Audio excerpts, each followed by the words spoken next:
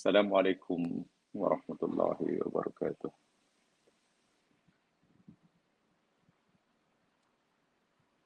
Alhamdulillahilladzi khalaqal mauta wal hayata liyabluwakum ayyukum ahsanu amala.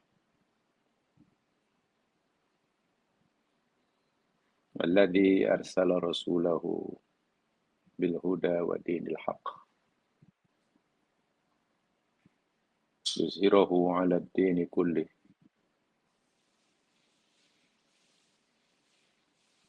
walau karihal musyrikun.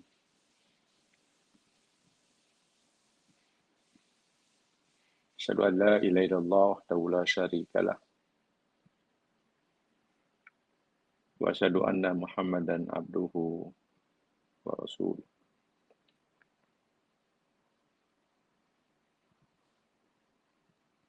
Allahumma inni massaniyad dur wa anta arhamur rahimin.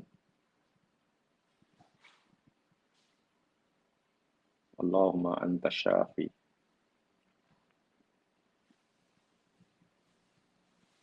Allahumma shfini anta syafi la shifaa ila shifau shifaan la yughadiru saqama shifaan ajilan ghairu ajil ya mudabbirul kaun ikdi lana ish'al ma qadaita lana kafaratan lidunubina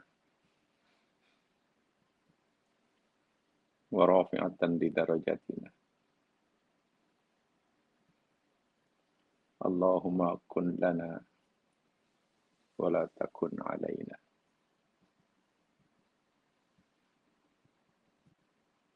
Istajib du'aana ya mujibad da'wat. Istajib du'aana ya mujibad da'wat. Amin ya rabbal alamin.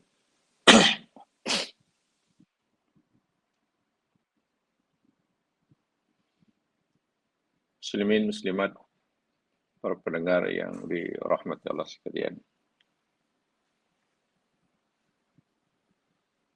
Dengan melafazkan Bismillahirrahmanirrahim,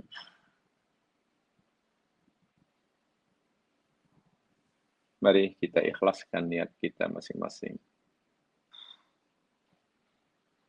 untuk mempelajari firman-firman ilahi. Dengan mengikhlaskan niat semata-mata karena mencari ridhonya. Dengan membuka diri, membuka hati seluas-luasnya. Semoga nur Allah Subhanahu wa Ta'ala, nur Al-Quran akan mudah memasuki hati kita, menetap di sana,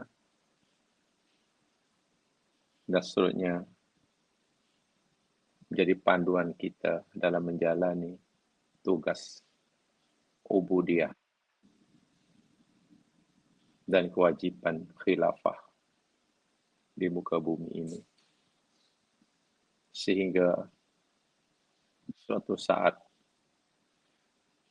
bila telah tiba masa yang dia tetapkan,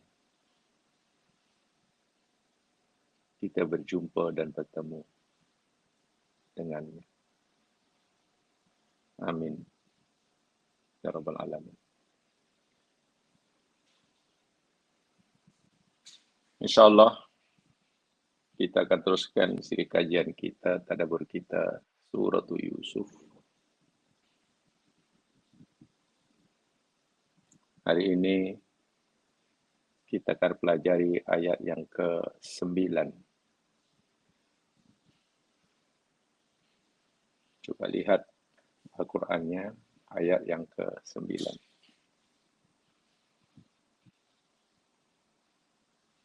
Sebelumnya saya minta maaf, mungkin suara saya tak itu lantang.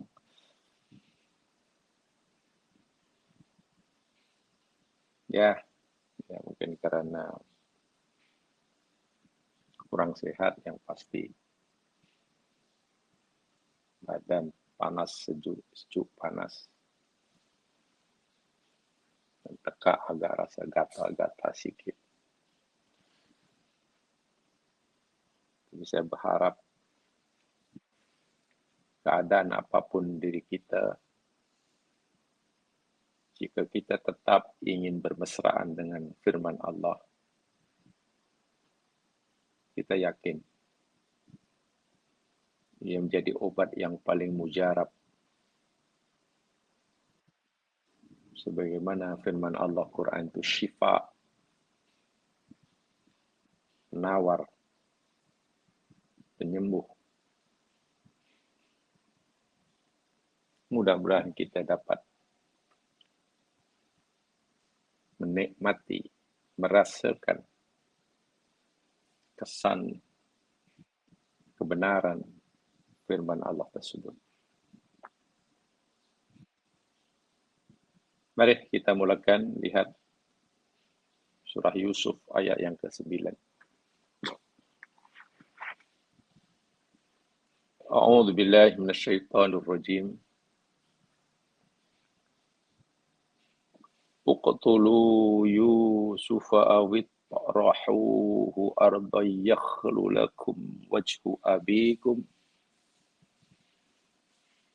wa takunu min ba'dihi qauman salihin. Uqtulu, bunuh oleh kamu Yusuf, akan Yusuf. Atau itrahuhu, campak oleh kamu akan Yusuf jauh-jauh. Yakni arban, di bumi. Tempat di bumi ini. Tak kiralah yang pertama atau yang kedua yang kamu nak lakukan, tujuannya yakhlu lakum wajhu abikum. Pasti wajah ayah kamu, pandangan ayah kamu yang maksudnya kasih sayang kamu, hanya akan tertumpu buat kamu. Karena kamu tahu selama ini kamu merasa tidak mendapatkan kasih sayang daripada ayahmu sebagaimana yang kamu harapkan. Puncanya, penghalangnya adalah Yusuf. Ini bermakna kalau Yusuf sudah tidak ada lagi di tengah-tengah kita, pasti perhatian ayah sepenuhnya kepada kita semua. Cara berfikir yang sangat kotor dari mereka. Watakunu, dan pasti kamu akan menjadi min ba'dihi, selepas itu. Yakni selepas kamu bunuh atau kamu buang Yusuf jauh-jauh, yakni selepas Yusuf itu sudah tidak lagi tengah-tengah kamu. Kamu akan menjadi kaum yang soleh.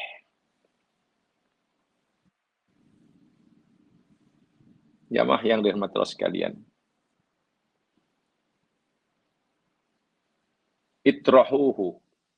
Taraha, saya ingin sampaikan dahulu. Tentang bunuh kita tahu, bunuh sajalah. Habisi nyawanya. Atau itrahuhu. Taraha itu maknanya, jamaah sekalian, yakni ramyus syai'i wa ilqa'uhu ba'idan. Saya ulangi. Taraha itu maksudnya ramyus syai' wa ilqa'uhu ba'idan. Membaling, melontar, mencampakkan sesuatu jauh-jauh. Itu taraha. Kalau kita mencampak, membuang sesuatu di tempat yang dekat dengan kita yang membalingnya, nah itu belum taraha lah. Taraha itu kena jauh-jauh. Dan ini tentu dilakukan oleh orang yang dalam hatinya sudah amat sangat benci kepada benda yang nak dicampakkan. Bila kita mencampak sesuatu pun, itu pun mana kita sudah tidak menyukai atau kita tidak memerlukan benda itu. Apatah lagi, orang itu campak jauh-jauh, sehingga yang melakukan ini amat sangat membenci, amat sangat tidak menyukai, tidak memerlukan keberadaan sesuatu yang nak dicampak, dibuang jauh-jauh itu. Ya, itu bila. Ini kalimat-kalimat yang digunakan oleh ayat ini. Yang keduanya, yakni kalimah ardon. Ardon itu yakni isim nakirah. Ardon, isim nakirah. Dimansubkan karena bihadfin harfi jar atau mansubun ala nasil khafid. Kata yang belajar nahwu, mansubun ala nasil khafid, dibuangnya huruf jar, ditakdirkan asalnya itrohuhu fi ardin. Karena fi dibuang, jadi ardin. Dan ditanwinkan atau dinakirahkan itu lil ibham. Kenapa tidak fil ardi atau al ardo, tapi ardon, nakirah. Dalam ilmu balaghah itu untuk ibham. Menukai ardon majhulah. Allahu Akbar. Tempat yang majhulah. Tempat yang tidak mungkin diketahui oleh seseorang. Artinya kalau kamu campak Yusuf, janganlah di tepi jalan yang ramai orang lalu lalang di situ. Atau janganlah dekat-dekat dengan kampung kita, yang tak jauh daripada rumah orang kampung. Senang nanti orang menjumpai. Ini tempat yang majhulah. Ardan majhulah. Yang kamu fikir, yang kamu yakini, tempat itu tidak akan diketahui oleh seseorang. Tengok bagaimana jahatnya. Inilah jemaah sekalian, ayat 9 ini Allah sudah mulai menceritakan. Bila seseorang itu sudah dijangkiti penyakit hasad, ia akan melakukan tindakan-tindakan yang di luar pri kemanusiaan. Di luar akal sehat. Sanggup melakukan apa saja. Tengok ayat ini. Mereka sanggup membunuh. Atau membuang jauh-jauh, paling tidak. Itu berpunca daripada kedengkian.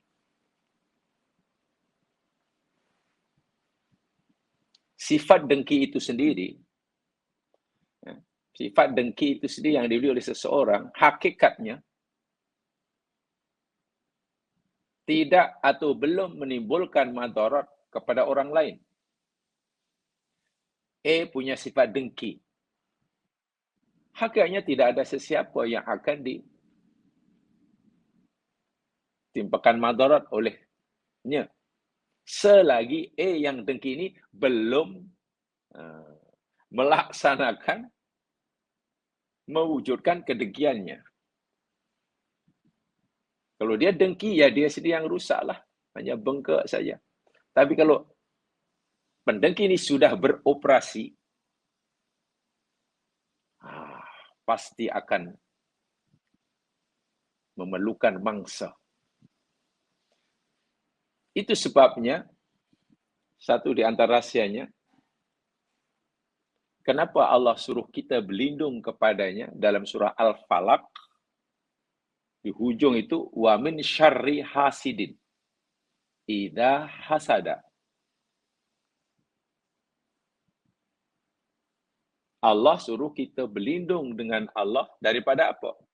Min syarri hasidin, daripada keburukan, kejahatan, hasid, pendengki, orang yang dengki. Idza hasada. Apabila si dengki itu, apabila dia sudah dengki. Sebab orang yang punya sifat dengki yang paling kuat sekalipun, ketika ia rehat di rumah, ketika ia duduk di bilik, tak ada kemudahan telefon, tidak berkomunikasi dengan orang, tak jumpa orang, apalagi dia sedang tidur, semua orang yang ada sekelilingnya selamat. Itu pendengki itu. Tapi coba, dengki ini kurung di rumah, jangan bagi bergerak, jangan bagi kemudahan, telokasi, biar tidur, selamat. Tidak menimbulkan kerusakan kepada masyarakatnya. Tapi, idza hasada, pendengki ini sudah beroperasi.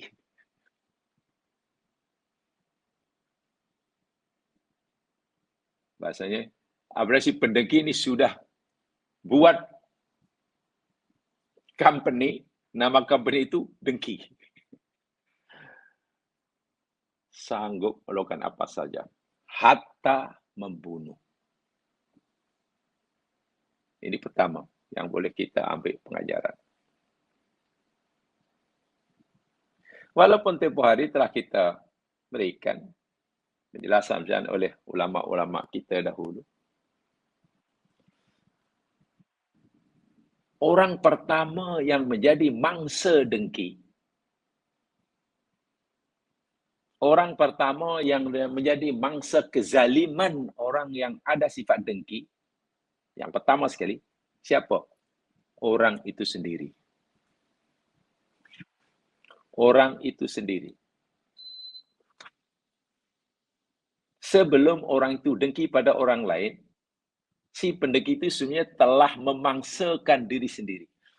Tersiksa dirinya, tidak tenang hidupnya, itu mangsanya. Jadi tidak ada orang yang zalim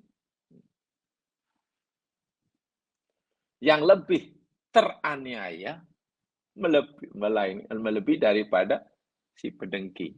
Pendengki itulah orang zalim, tapi pada masa yang sama, jadi orang yang dizalimi. Dan yang menzalimi, jadi diri sendiri. Ajaib sungguh sifat dengki ini. Ajaib dulu. Baik. Ya mas sekalian, di dalam ayat ini, Allah menerangkan kepada kita bahawa mereka ini punya sifat dendam yang sangat dahsyat. Al-intiqam asyadid. Sifat dendam yang sangat tinggi. Berpunca daripada dengki. Tetapi, sifat dendam yang paling memuncak itu tiba-tiba mereka turunkan. Buktinya apa? Pertama, mereka bermusyawarah ingin mengambil tindakan bunuh saja Yusuf. Jika mereka betul-betul nak membunuh Yusuf, itu benar berpunca daripada al-intiqam asyadid. Sikap balas dendam karena kedengkian yang paling tinggi. Tapi tiba-tiba mereka turunkan sikit. Sehingga ada, jangan bunuhlah. Kita campak saja. Kita buang saja tempat yang jauh. Walaupun mungkin yang mereka maksudkan sama. Sama-sama Yusuf akan mati. Hanya ada dua. Yusuf boleh mati, pertama kita bunuh saja. Yang kedua, kita campak di tempat yang tak ada siapa orang tahu. Ya, lama-lama mati ya. Hanya dari segi logik, kalau Yusuf mati karena mereka bunuh, itu kejam sangat. Jadi agar supaya kurang kejamnya menurut mereka, diturunkan sedikit, campak saja. Jadi innahum faqaru fi najatihi. Mereka nampaknya masih berfikir, janganlah. Nampaknya jahat sangat kita kalau bunuh. Campak saja. Saya bacakan penjelasannya. Ini kata Imam As-Sa'di. Wa'lam annahu lamma qawiyal hasadu wa balaghan nihayah.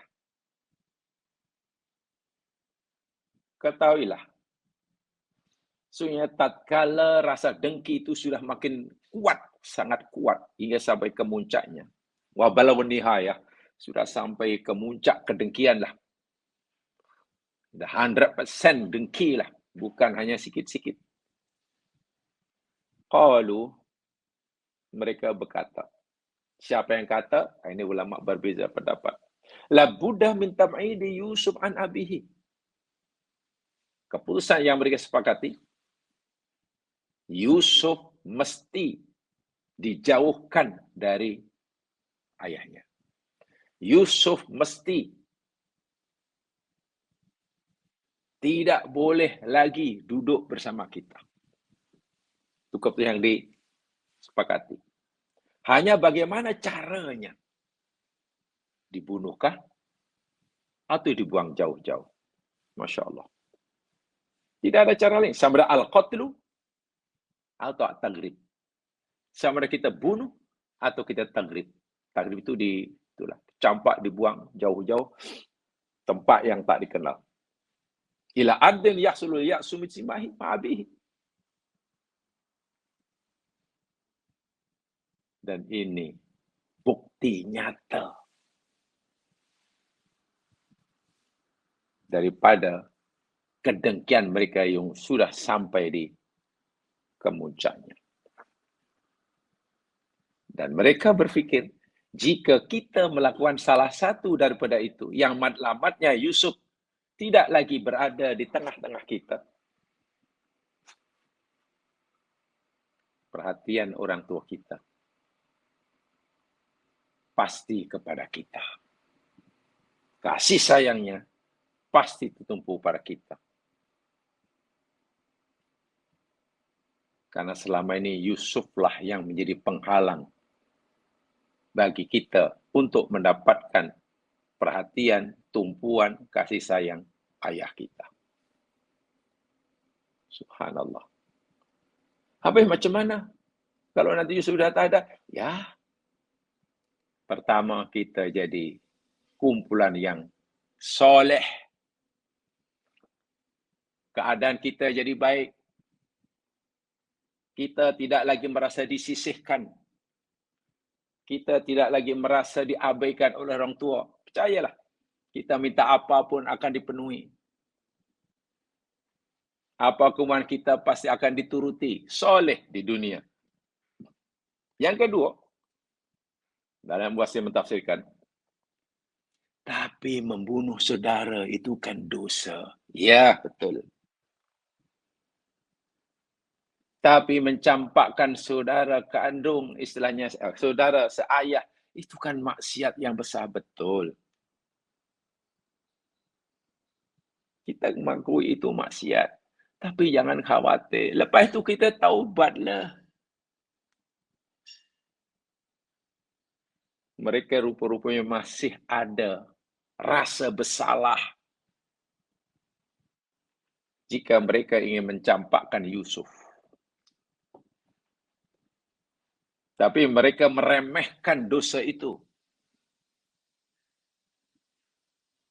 Bagaimana mereka boleh kata meremehkan? Ya, mereka tak apa, kita buat dahulu.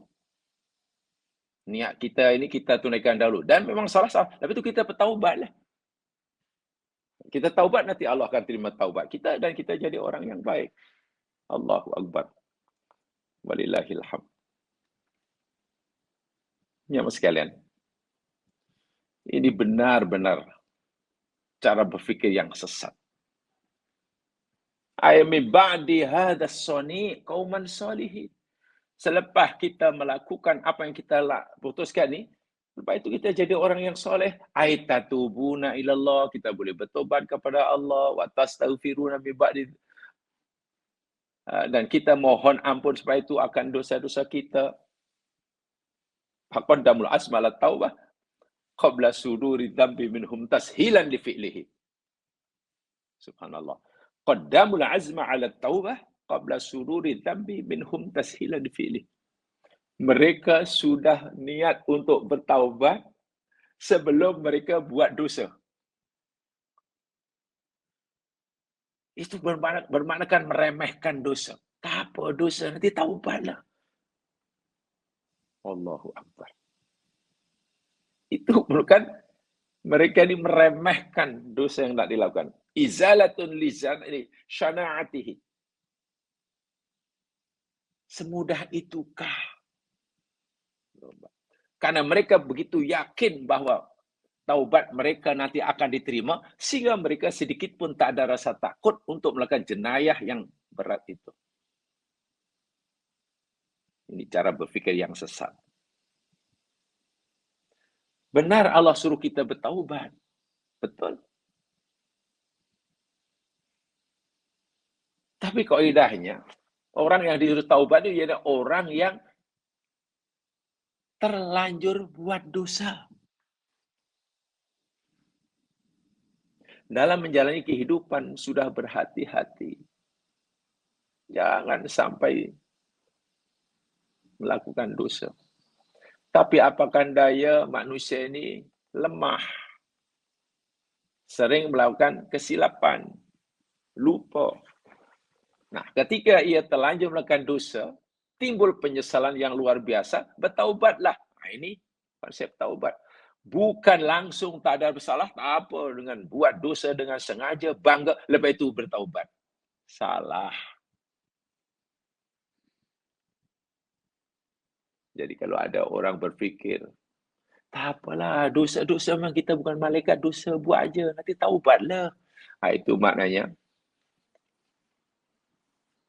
madhab dia, madhab adik-beradik Yusuf.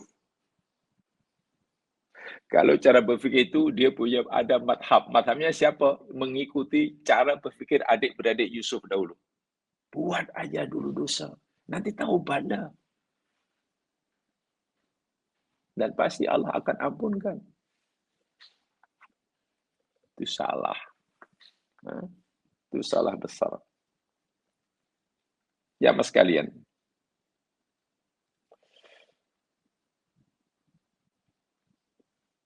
Ada satu keanehan berfikir yang dilakukan oleh adik-beradik Yusuf kepada Yusuf ini.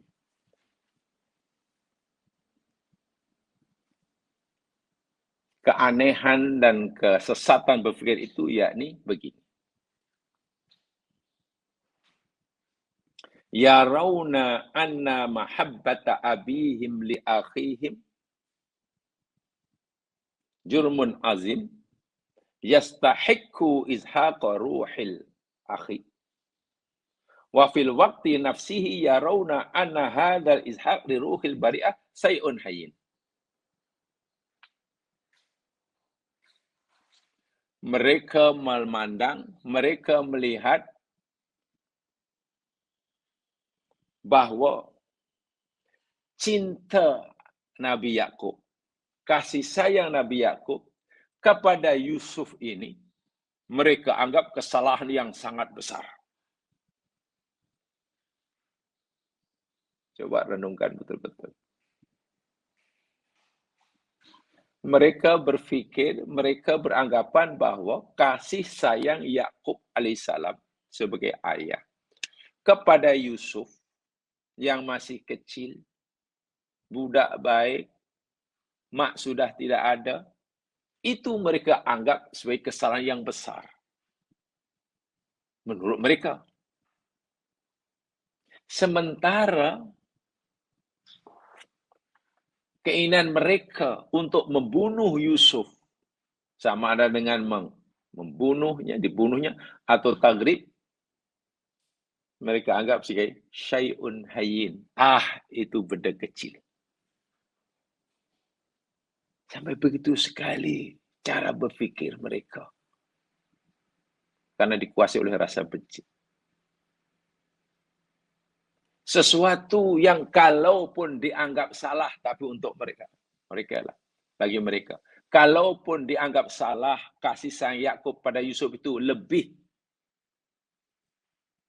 daripada kasih sayang Yakub pada mereka. Kalaulah itu dianggap salah, menurut mereka lah, itu kesalahan kecil. Dan hakikatnya tidak salah pun orang tua melebihkan perhatiannya kepada sebagian anaknya daripada yang lain, karena memang anak itu perlu perhatian lebih. Itu tidak salah, itu wajar. Tapi mereka anggap itu salah besar. Ayah telah melakukan satu dosa yang sangat berat. Tengok, yang kecil dianggap dosa yang paling besar. Atau bahkan benda yang tak salah dianggap dosa yang jenayah yang besar. Sementara jenayah besar yang mereka lakukan, mereka anggap ringan, kecil, remeh. Wal'iyadzubillah. Dan inilah yang membuat mereka makin semangat untuk melakukan apa yang mereka kehendaki. Baik ya. Kesalahan kecil dianggap dosa besar dianggap dosa yang kecil. Bahkan kita tahu Nabi Yakub melebihkan kasihnya pada Yusuf. Tentu dengan alasan-alasan yang sangat-sangat logik yang kita telah pelajari pada sisi lepas. Itu bukan kesalahan, apalagi kesalahan dosa besar. Itu tak dosa. Apalagi dosa besar, dosa kecil pun tidak. Tapi mereka anggap ini dosa besar.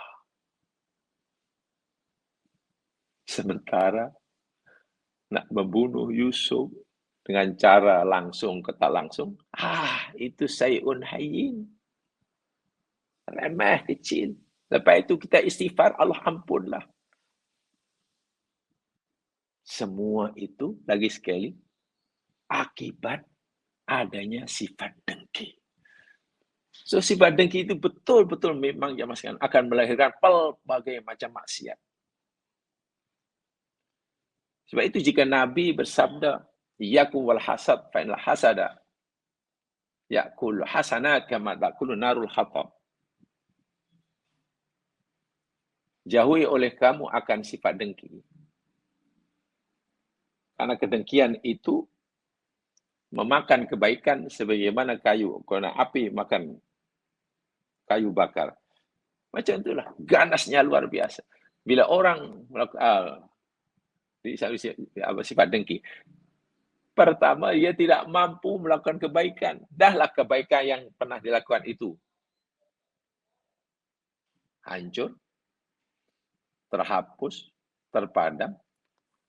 Sementara bila orang sudah dengki, tak mampu nak menambahkan kebaikan. Semua yang keluar dari mulutnya, tangannya, niatnya, kejahatan belaka. Coba ya di sini. Itu pengajaran daripada ayat ini. Bila orang sudah dengki, pertama, sanggup melakukan apa saja. Menimbulkan kezaliman pada yang jadi mangsanya, hingga peringkat membunuh. Tapi jika orang itu dengki dan duduk diam saya di rumah, di bilik, tak ada handphone, tak ada apa, dia sendiri yang binasa. Mungkin dia sendiri akan bunuh diri. Jadi tepat firman Allah, wa min syarri hasidin idza hasada. Ya Allah, aku berlindung denganmu daripada si pendengki bila ia sudah dengki. Karena si pendengki bila tak sedang dengki, sedang tidur, tak ada masalah. Yang keduanya, orang yang dengki, yang hujung itu, cara berfikirnya sudah sesat. Sesat karena mereka memandang sesuatu yang tidak, perbuatan yang tak salah, dianggap dosa besar. Itu ayah dianggap melakukan dosa. Sementara perbuatan dosa besar, membunuh adik, mereka anggap hayyin, remeh-temeh, kecil ya. Ya, akhirnya keinginan untuk melakukan niat jahatnya ini hampir-hampir tidak ada sesuatu yang boleh menghalanginya. Karena bila seseorang sudah melihat perbuatan dosa besar itu anggap dosa kecil, mana ada rasa takut nak melakukannya. Lebih-lebih lagi bila orang nak buat maksiat dan dia yakin yang dilakukan itu bukan maksiat. Weh, lagilah. Sebab itu meremehkan maksiat itu dosa besar. Meremehkan dosa itu dosa besar. Maksudnya lebih besar daripada dosanya. Orang yang meremehkan dosa kecil sehingga tenang dan selesa melakukannya, perbuatan meremehkan dosa kecil itu lebih besar daripada dosa kecil yang nak dilakukannya. So ada dua dosa orang itu. Pertama, dosa kecil yang dilakukannya, dosa. Yang keduanya, ada sikap meremehkan dosa kecil. Double dosa. Dan meremehkan itu lebih besar daripada dosanya. Baik. Itu ya. Jadi mereka sudah hasada. Mereka hasidin, sekarang sudah hasada. Sudah mulai mengoperasikan kedengkiannya. Sudah mulai mewujudkan kedengkian. Dan itu bahaya. Sangat-sangat bahaya.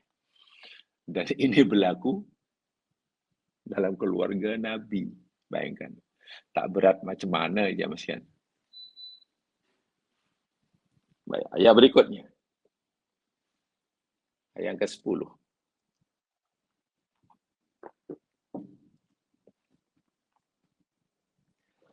Qala qailum minhum la taqtulu Yusuf. Berkatalah orang yang berkata daripada mereka, janganlah kamu bunuh Yusuf. Nampaknya kejam sangat kita. Jangan bunuh. Sebaliknya wa alquhu fi ghayabatil jub. Campak oleh kamu. Fi ghayabatil jub. Ghayabatil jub ay al-mantaqah al-makhfiyah min fil bi'ri. Tempat yang tersembunyi, yang karena jauhnya, karena tidak diketahui orang, dalam lubang. Jub tu lubang. Ya, perigilah. Pergi buta. Yang tepatnya jauh daripada keramaian orang. Yaltaqithu ba'dus sayyarah. Kita berharap agar Yusuf nanti ditemukan, dipungut oleh sebagian kafilah niaga yang barangkali akan lalu tempat itu. Jadi kalau ada kafilah perniagaan lalu tempat itu, dan mungkin berhenti di perigi tadi, dan barangkali ada keperluan untuk memerlukan air, ya biarlah ditemukan itu. In kuntum fa'ilin. Jika kamu melakukannya. Ini yang saya katakan tadi. Mula-mula mereka ini, ketika mereka ini telah mencapai nihayah. Kemuncaknya. Tapi kemudian mereka turunkan. Kan mula-mula nak bunuh. Bunuh saja. Jangan-jangan. Kurang. Janganlah bunuh. Campak sajalah. Mana biar mati dengan sendirinya. Janganlah mati secara langsung melalui tangan kita. Itu kejam sangat. Lagi pula matlamatnya kesampaian juga. Kalau kita bunuh, matlamat kita kesampaian. Tercapai, yakni Yusuf sudah tidak berada di kalangan kita. Kalau kita campak Yusuf jauh-jauh pun, ya, Yusuf sudah tidak lagi berada tempat kita. Alamak sama. Elok kita ya yang ringan sikit lah. Walaupun itu pun dosa besar. Dosa besar. Waya batil jub. Mantokoh. Al-mafiyah. Fil bidli. Perigi buta yang berada tempat yang tidak diketahui orang. Bahasa bedanya begitu. Wa'adatan matakunu faqal ma fiha yakunu ghaliban alil uyun. Ya. Inilah yang saya katakan. Hakadha nara takhfif fi syarri. Mereka coba mengurangi kejahatan yang mereka lakukan. Kejahatan itu enggak ada tingkatan-tingkatan. Ada perbuatan yang paling jahat, membunuh itu paling jahat lah. Janganlah bunuh, kurangi sikit lah. Jahat tapi kurangi sikit, buang aja lah. Nah, itu namanya takhfif fi syarri. Ketika mereka bersepakat memilih untuk tidak membunuh Yusuf, tapi campak, buang jauh-jauh. Yani istibdaluhu bil ikhfa'i bil qa'i fil jub. Jamaah sekalian, di dalam ayat ini tidak disebutkan siapa yang berkata. Kan qala qailun minhum, berkatalah seorang yang berkata di mereka. Ada salah seorang daripada mereka adik-beradik Yusuf yang berpakat jahat ini memberi cadangan. Siapa orang itu dalam ayat ini tidak disebutkan. Okey. Tidak disebutkan. Karena tidak disebutkan, jadi ulama yang coba memahaminya, mereka berbeza pendapat. Jadi bila tak sebut itu sebenarnya tidak penting untuk mengetahui siapa namanya. Karena Quran tak sebut siapa nama, yang pasti ada yang memberi cadangan seperti ini. Siapa yang cadangan itu? Anak sulung ke, anak ketiga ke, anak keempat? Tak disebutkan. Sebab itu ulama tafsir berbeza pendapat. Ya, contohnya Imam Al-Wahhab berkata pendapat, yang berkata namanya Sam'un. Anak Yakub yang benar Sam'un. Atau mungkin bahasa mereka sekarang panggil Simon lah. Sam'un. Imam Muqatil kata, bukan Sam'un. Yang kata itu Rubil. Rubil ada kata, kalau bahasa mereka, ini Rubin. Imam Mujahid kata, Sam'un juga. Tak apalah. Perbezaan ini sebenarnya tidak harus kita terlalu tumpukan lebih. Karena pertama Quran tak sebutkan, ya sudah. Yang pasti ada yang cadangkan. Tentang siapa namanya tidak penting. Itulah maksud saya. Bahwa ulama tafsir coba memberikan pendapat, yaitu hak mereka, tidak salah. Tapi apakah pasti yang kata itu Sam'un? Seperti mana kata Al-Imam Al-Wahhab ataupun Rubil? Seperti mana pendapat Imam Muqatil? Tak tahu. Ya, saya hanya menyampaikan perbezaan pendapat seperti ini wajar. Tidak harus terlalu dibesarkan. Ya sudah. Nak pilih yang mana tak ada masalah. Yang mesti kita yakini ada di kalangan mereka yang mencadangkan ini. Jangan bunuhlah.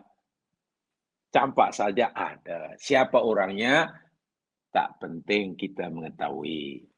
Sehingga kalau dalam bahasa kalau kita belajar tafsir, kita tidak perlu menghabiskan masa dan tenaga untuk memastikan siapa nama orang itu, tak penting. Selalu mengatakan, Quran bukan buku sejarah. Walaupun dalam Al-Quran ada kisah sejarah. Kalau Quran itu buku sejarah, pasti namanya disebut. Harinya berapa, hari apa, tanggal berapa, tempat itu di mana, itu sejarah. Quran bukan buku sejarah. Bukan buku sejarah. Baik. Ibnu Katsir dalam tafsirnya berkata begini, ulasan Ibnu Katsir. Ketika salah seorang mereka mencadangkan, la taqtulu Yusuf, jangan kamu bunuh Yusuf. Ai la tasilu fi adawatihi wa bughdhi ila qatli. Maksudnya, hai kawanku, saudaraku, memang kita semua benci Yusuf. Ya, semua kita tak suka Yusuf kan? Ya, tak suka sebab Yusuf bagi kita sebagai penghalang bagi kita untuk mendapatkan perhatian ayah kita kan? Ya, ya. Tapi walaupun kita ni benci sangat pada Yusuf kerana kita anggap sebagai penghalang, jadi Yusuf benar-benar jadi mangsa 100% ya. Tidak melakukan apa-apa kesalahan, tapi dia yang menjadi mangsa kezaliman. Tapi janganlah kebencian kita yang bersatu pada Yusuf, permusuhan kita pada Yusuf itu menyebabkan kita nak membunuhnya itu. Janganlah, itu berat sangat. Bahawa kita benci dan tak suka Yusuf, itu betul. Tapi janganlah sampai kita nak membunuhnya. Kata Ibnu Katsir. Walam yakul lahum sabila qatlihi, karena rasanya tak ada jalan lah untuk kita membunuh. Apa alasan kita terlalu kejam sangat? Benci, tapi apa alasan yang munasabah untuk kita membunuhnya? Ya, mas sekalian, ini mukjizat. Ini mukjizat daripada Allah. Baik, tolong renungkan. Ini ulasan Ibnu Katsir. Mereka punya kebebasan memilih untuk melakukan tindakan apa saja terhadap Yusuf. Ayahnya mungkin boleh katakan tidak berdaya menghalang-halangi niat jahat mereka.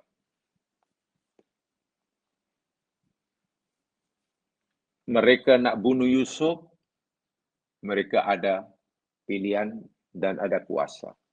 Mereka nak campakkan sekadar campakan, ada kuasa. Betul-betul pilihan di tangan mereka 100%.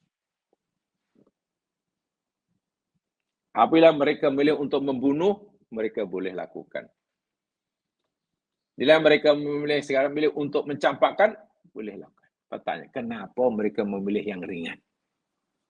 Dicampakkan saja. Walaupun mereka mengharap dengan dicampakkan, dibuang Yusuf jauh-jauh, nak lama akan mati. Itu pikiran mereka. Mereka yakin akan mati. Walaupun keyakinan mereka tidaklah seyakin bila mereka membunuhnya. Kalau mereka membunuh, yakin Yusuf sudah mati di tangan mereka. Tapi kalau dicampak, ya kita kemungkinan besar matilah. Kenapa ya pilih yang kedua? Ini mukjizat. Allah Subhanahu wa taala di dalam permulaan surah ini menceritakan Yusuf mimpi. Dalam mimpinya melihat 11 planet, melihat matahari, bulan sujud. Dan ini mimpi ar-ru'ya shadiqah. Ayahnya seorang nabi tahu benar. Bahasa mudah, bila besar nanti Yusuf jadi orang besar. Ada tanda-tanda kenabian. Ini yang kita fahami dalam ayat sebelumnya. Dan itu yang diyakini oleh Yakub. Iaitu Yakub melindunginya. Bermakna, bila Yusuf besar itu akan jadi nabi, kekasih Allah. Yusuf, bahasa mudahnya, tidak boleh mati semasa kanak-kanak. Bahasa mudahnya begitulah. Tidak boleh mati. Allah pastikan Yusuf tidak boleh mati semasa masih kanak-kanak. Karena Allah punya kehendak, bila besar Yusuf akan jadi utusannya. Itu kenapa Allah tidak gerakkan hati mereka? Atau kenapa mereka tidak tergerak hati nak bunuh saja? Siapa yang menghalangnya? Siapa yang menghalang mereka untuk memilih bunuh Yusuf saja? Yang akhirnya mereka memilih Yusuf. Itulah Allah Subhanahu wa taala. Allah yang menghalangnya. Wahai mereka punya pilihan bebas. Sebab dengan dicampak, dengan sebab tidak dibunuh, ya Yusuf hiduplah. Kalau hanya dicampakkan, kemungkinan hidup itu besar. Mereka pun tak begitu yakin pasti akan mati. Walaupun dari segi di atas keteh, mati ya kalau keburu. Dan betul. Kehendak Allah tidak ada sesiapa yang boleh menghalanginya. Bahasa mudah, Yusuf ini bila besok aku akan jadikan penguasa di Mesir dan sebagai jadi nabiku. Sebab itu tidak boleh mati sebelum itu. Mati karena tamu. Dan Allah memastikan ini akan berjalan. Sehingga usaha manusia apapun pasti gagal. Ketika mereka punya kebebasan memilih untuk membunuh, tengok, mereka tidak melakukan pilihannya itu. Allahu Akbar. Sama dengan yang dialami oleh sahabat Nabi, oleh umat Quraisy. Dalam peristiwa hijrah, jamaah boleh baca sirah. Ketika Nabi berdua dengan Abu Bakar Siddiq di Gua Thaur, atas bukit. Orang Quraisy yang mengejar Nabi sempat menjejaki langkah Nabi. Sehingga mereka berjaya mengejar Nabi hingga depan pintu gua. Tapi mereka tidak tahu yang dalam gua yang ada depan itu ada Nabi dan Abu Bakar. Abu Bakar nampak kaki orang Quraisy. Ya. Nangis Abu Bakar. Khawatir, cemas, memikirkan keselamatan Rasulullah. Dalam keadaan sangat panik dan cemas memikirkan keselamatan Nabi itu, Nabi bagi nasihat, la tahzan innallaha ma'ana, kan. Jangan sedih. Apa kamu pikir kita berdua? Apa kamu pikir kita ini berdua di bawah ini? Allah bersama kita, Allah lindungi. Jangan khawatir, kita selamat. Apa komentar Abu Bakar menceritakan pengalaman itu? Masa itu orang kafir berjaya mengejar kita hingga pintu gua. Aku nampak kaki si kafir itu luar gua. Kalaulah si kafir tunduk gitu ya, macam rukuk gitu ya, baru rukuk aja. Menjenguk sikit aja kedua, pasti nampak kita berdua. Karena kita berdua bukan berada jauh dalam gua. Gua itu bukan besar sangat. Hanya lubang saja. Kalau orang kafir tunduk saja, menjenguk sikit aja macam rukuk, pasti nampak kita dan habis kita. Pertanyaannya, kenapa orang kafir tak tergerak hati untuk jenguk atau tunduk tengok? Ada karena pinggangnya sakit? Tidak. Pinggang mereka tak sakit. Lalu siapa yang menghalang mereka tidak jenguk sikit aja? Allah Subhanahu wa taala. Begitulah cara Allah. Mereka punya kebebasan untuk melakukan apa yang tindakan mereka. Mau baling batu, kamu bakar gua itu ke? Mau disumbat gua itu ke? Mau jenguk masuk dalam? Ada kebebasan. Tapi kenapa mereka tidak melakukan itu semua? Siapa yang menghalangnya? Allah Subhanahu wa taala. Yang peliknya mereka tidak merasa dihalangi oleh sesiapa. Inilah. Karena memang Allah sudah tahu sejak zaman azali apa yang akan dipilih oleh hambanya sebelum Bapak itu menjatuhkan pilihannya. Ini pengajaran. Yakin kepada Allah seperti ini. Contoh yang lebih nyata. Abu Lahab, bapak saudara Nabi, yang sangat menyayangi Nabi, lebih lagi semasa lahirnya. Sebelum Nabi jadi Nabi, oh Masya Allah. Abu Lahab ini, memanglah betul-betul. Ya anak saudara dengan pak saudara. Bahkan Nabi kan berbisan dengan Abu Lahab, ya mas kalian. Ya, kedua putri Nabi itu kawin dengan kedua anak laki Abu Lahab. Bisan. Nabi berpisah dengan pakciknya. Hubungannya baik. Setelah Nabi jadi Nabi, mengistilahkan Nabi, Abu Lahab lah orang pertama yang menentang keras-keras. Bencinya luar biasa. Daripada sayang, betul jadi benci. Hanya dalam beberapa tahun, ya tak sampai 3 tahun. Abu Lahab benci tak makin memuncak-muncak, turunlah surah Al-Lahab. Tengok, surah Al-Lahab. Tabbat yada abi lahabi watab. Yang kesimpulan inti dari surah Al-Lahab, Allah memberitahu Nabi dan juga memberitahu pada seluruh umat manusia, yang Muslim ke, yang masih kafir ke, bahwa Abu Lahab ini sepanjang hayatnya tidak sekali-kali akan memeluk agama Islam. Bahasa mudahnya, Abu Lahab sepanjang hayatnya hingga mati tidak sekali-kali mengucapkan kalimat syahadat. Walaupun sekali. Kesimpulan dia. Bermula pada turunnya surah Al-Lahab, Tabbat yada abi lahab wa tab. Itu jemaah sekalian. Hingga kematiannya, ya lebih kurang 12-13 tahun lah. Itu turun di Makkah, dan Abu Lahab mati kan samaan dengan berlakunya peperangan Badar. Ya lebih kurang dalam 12 tahun. Selama 13 tahun atau 12 tahun, Nabi ini tak henti-henti terus menyeru Abu Lahab. Di Makkah selama itu 10 tahun masih diseru. Tapi Abu Lahab tetap berkeras memilih untuk kafir. Tidak percaya pada kerasulan Nabi, anak saudaranya. Tidak mengucapkan kalimat syahadah walaupun sekali sepanjang hayat hingga mati.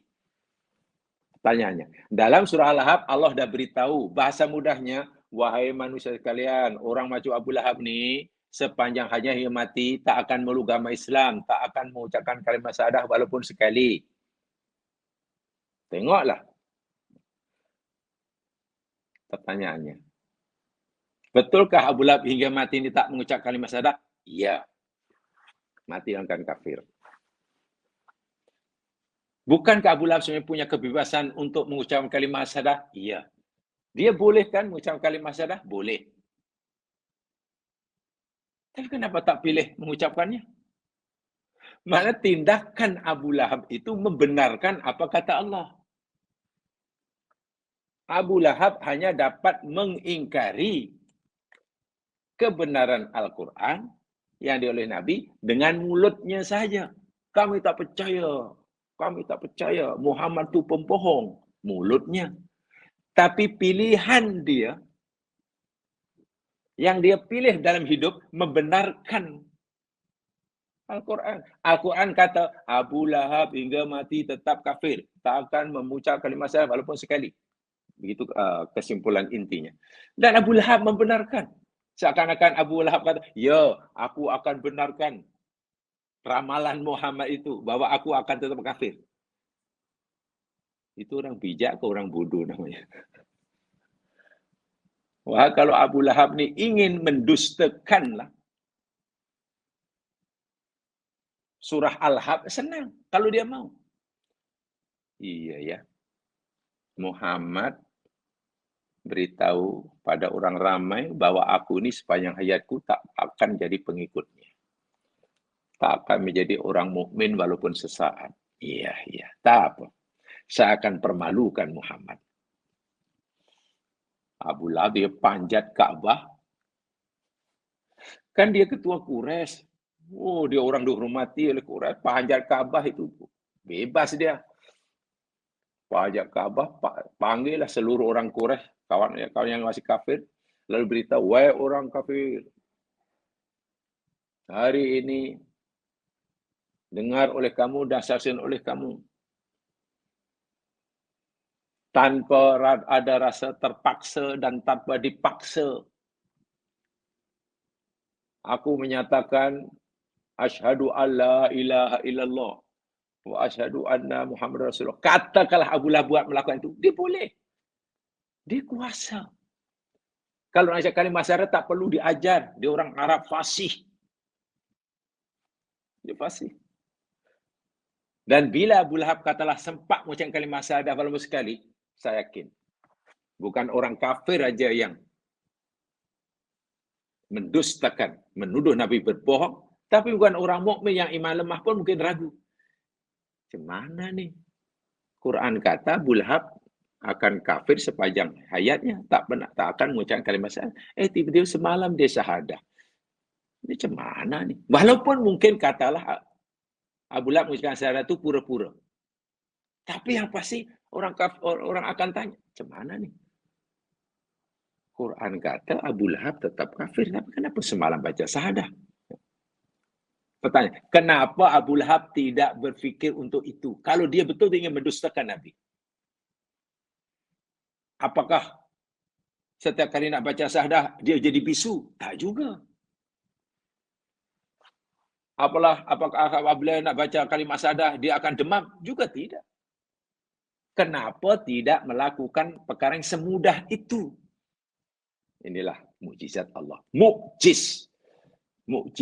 Quran punya kemampuan untuk melemahkan siapa yang tidak mempercayainya. Quran punya kekuatan ijaz. Yang punya kemampuan ijaz namanya mukjiz. Bila kemampuan melemahkan itu sangat dahsyat dan ketara, tambah tak mukjizat. Itu Allah sudah tahu bahwa Abu Lahab tidak akan mengucap kalimat syahadah sebelum Abu Lahab dicipta dahulu. Walaupun dia punya peluang. Kesempatan yang ada dalam diri Abu Lahab ni berbelas tahun. Inilah mukjizat Al-Quran. Siapa yang menghalang orang kafir Quraisy tunduk sehingga bila tunduk sikit saja nampak Abu Bakar dan Nabi, Allah yang menghalangnya. Adakah mereka merasa terpaksa, ada memaksa mereka untuk tidak boleh tunduk? Tidak juga. Siapa yang menyuruh, yang mengarahkan adik-beradik Yusuf hanya mencapai Yusuf, tidak membunuhnya, walaupun mereka boleh membunuh? Allah yang. Dan mereka tidak merasa, mereka tidak merasa tidak bebas untuk melakukannya. Tapi itu yang mereka pilih. Inilah, Allah sudah mengetahui apa yang akan dipilih oleh hambanya sebelum hamba itu menjatuhkan pilihannya. Sebab tidak mungkin kan mereka akan berjaya membunuh Yusuf. Sedangkan Allah sudah berjanji bahawa Yusuf nanti bila besar jadi Nabi dan jadi orang besar. So tidak mungkin Yusuf mati semasa kanak-kanak. Nah, itu logiknya. Dan ini dia. Ibn Katsir memahaminya seperti itu. Li'anna Allah Ta'ala kana yuridu minhu amran la budda min ibda'i wa idmanihi.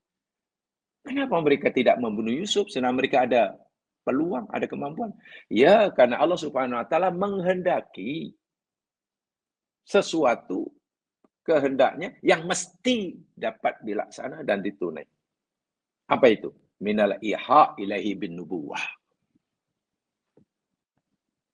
Bila besar nanti jadi nabi, jadi orang besar, dan itu telah diberitahukan Allah kepada Yusuf melalui mimpinya. Subhanallah. Masya'akana wa malam yasha' lam yakun. Kita diajar begitu kan. Apa yang Allah kehendaki pasti berlaku. Dan apa yang Allah tidak kehendaki tidak akan terjadi. Jadi bagaimana manusia yang lemah mampu menghalangi kehendak Allah yang mutlak? Bagaimana manusia yang lemah mampu menggagalkan kehendak Allah yang mutlak sifatnya? Tidak mungkin. Walaupun kita diberi kebebasan memilih. Tapi kebebasan memilih kita ini tidak mampu menghalangi kehendak Allah yang mutlak. Ibaratnya lah, walaupun kita boleh memilih untuk makan makanan itu, kita pilih itu, boleh. Bebas. Tapi bila Allah kehendaki, katalah kita tidak akan memilih yang itu, ya kita tidak akan memilih. Dan kita tidak merasa ada kuasa memaksanya. Itu hebatnya. Subhanallah.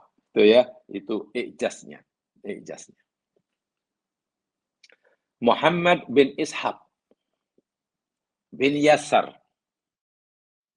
Mereka telah menyenaraikan kejahatan-kejahatan yang dilakukan oleh adik-beradik Yusuf. Sangat banyak. Dosa-dosa yang mereka lakukan sangat banyak. Laqad ijtama'u ala amrin azim. Mereka ini telah bersepakat, telah berijma' untuk melakukan perbuatan jahat yang sangat dahsyat. Satu, qati'atur rahmi. Lagi-lagi punya dengki ya. Mereka ni punya dengki yang dahsyat.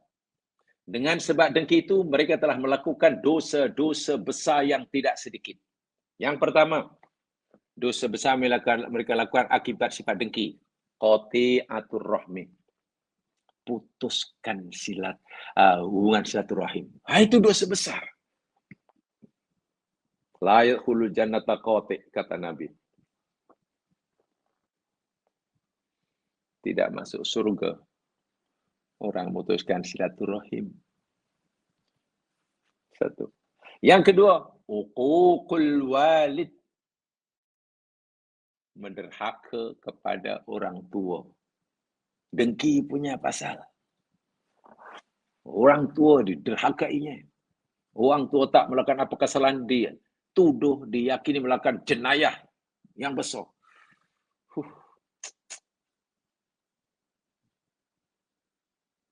Luar biasa. Kenapa? Dituduh melakukan kesilapan. Kenapa Yusuf dapat kasih yang lebih, sementara mereka lebih berhak. Lebih berhak. Yang ketiga, dibuktikan yakni dengan mereka sudah putus silaturahmi dengan Yusuf. Mereka pada bapaknya. Yang ketiga apa? Memisahkan yufriqu baina wa baina ibnihi wa habibihi. Memisahkan anak dengan bapak. Mereka berusaha bersungguh memisahkan orang tua daripada anaknya. Dan yang ketiga. Yusuf itu anak Nabi Yakub. Nabi Yakub sangat menyayanginya. Yusuf sangat menghormatinya. Mereka berusaha untuk memisahkannya. Dosa. Memisahkan orang tua dengan anak. Hati-hati. Ya, contoh kecil lah. Ini agak keluar sedikit. Bila jamaah mengambil anak orang lain untuk kita asuh. Bahasa kita namanya anak angkat sila. Tapi tetap saja itu anak yang punya anak. Kita hanya berkewajiban untuk ya mengasuhnya, pendidikannya, kesejahteraannya, dan lain sebagainya. Tak lebih daripada itu. Kita tak punya hak wilayah, jadi wali pun tak ada hak. Takkan jadi ahli waris kita. Ya, sebenarnya anak orang lain. Nama pun tetap bin ayahnya. Bagus. Itu boleh. Bagus. Dapat pahala. Sampai besar. Tapi ingat. Kalau kita mengambil anak orang lain untuk kita asuh. Yang bahasa kita anak angkat. Jangan sekali-kali kita berusaha. Apalagi dengan sengaja. Memisahkan anak itu dengan orang tuanya. Jangan. Itu dosa. Seadadang ada berlaku. Orang kaya ambil anak orang lain. Jadi anak angkatnya. Kebetulan bapa orang tua anak angkat ini orang yang susah. Kebetulan dia ayahnya pula jadi tukang kebunnya. Maknya menjadi pembantu rumahnya yang hari kerja kasar. Anaknya pula jadi ya anak kesayangan dia di rumahnya, memanjakan. Orang tua yang diberikan, pakcik, makcik, jangan sekali-kali makcik ini memberitahu si anak ini bahwa makcik adik adalah orang tuanya. Anggap saja makcik adik tak kenal budak ini. Ya, budak itu akhirnya daripada kecil dibelah, dia yakin mati-mati yang bapa angkat dan mak angkatnya itulah bapa kandungnya. Oh, sayang luar biasa. Sehingga merintah ayahnya, ayah kandungnya, ibu kandungnya, ya karena hanya status pembantu, tukang kebun, ya macam tak rasa. Alasannya apa? Pak Cik jangan. Saya tidak mau jiwa ani terganggu nanti. Apa kata bila anak ini sudah jadi anak emas saya? Mewah. Segala-galanya terpenuhi. Belajar tinggi. Tiba-tiba tahu bahwa Pak Cik dan Mak Cik orang tua kandungnya. Saya tidak mau budak ini akan mengalami gangguan psikologi. Itu dosa itu. Anak jangan diputuskan. Kasihan dengan orang tuanya jangan. Bahwa ia menjaga anak orang lain dengan cukup dapat pahala, mungkin iya. Tapi perbuatannya memutuskan itu dosa besar. Inilah kadang-kadang sebab, malu nanti budak itu takut malu. Kadang mungkin bukan budaknya yang malu. Bapak angkatnya, malu aku. Apa kata orang, kalau rupa-rupanya orang tahu bahwa itu anaknya anak angkat. Apapun alasannya, itu hanya alasan dipaksakan. Jangan sekali kita pandai mencari alasan untuk membenarkan perbuatan dosa besar kita. Rugi. Adik beradik sudah melakukan 3 kejahatan yang besar. Memisahkan anak dengan orang tuanya. Wa'iyadzubillah. Tummana'udzubillah. Dan akhirnya membunuhnya. Pernah niat untuk membunuhnya. Tapi tak jadi. Itulah dosa-dosa besar yang dilakukan serentak oleh adik-beradik Yusuf berpunca dari kedengkian. Ingat, berpunca dari kedengkian. So, dengki ini penyakit yang Allahu Akbar. Mungkin ibu segala penyakit hati lah gamanya dengki. Ingat ya, karena dengki adalah warisan iblis. Iblis lebih rela dilaknat oleh Allah. Batal imannya. Rela dihumban dalam neraka. Tuh. Karena dengkinya dalam hati telah begitu mendarah daging. Sehingga Adam terus-menerus akan dimusuhi. Akan digodanya. Dan akan disesatkannya. Jadi mereka